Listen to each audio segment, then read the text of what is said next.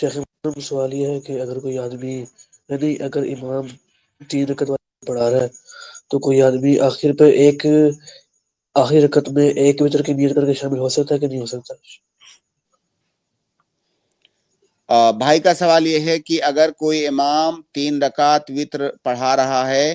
تو کوئی آدمی کیا آخر میں اگر شامل ہو رہا ہے 1 رکعت میں تو کیا 1 رکعت کی نیت سے شامل ہو سکتا ہے؟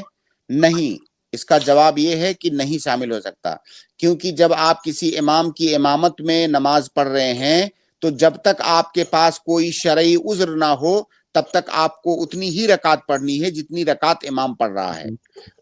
اور یہاں پر آپ جو 1 رکعت اس کو بنا رہے ہیں، آپ کے پاس کوئی عذر نہیں ہے، آپ کیوں 1 رکعت بنا رہے ہیں؟ عذر کی کچھ صورتیں بن سکتی ہیں، جیسے کوئی امام جو ہے عشاء کی نماز پڑھ رہا ہے، ابھی آپ نے مغرب نہیں پڑھا ہوا ہے، کسی شرعی عذر کی بنیاد پر مغرب نہیں پڑھا ہوا ہے، آپ اس کے ساتھ عشاء کی نماز میں شامل ہو رہے ہیں مغرب کی نیت سے۔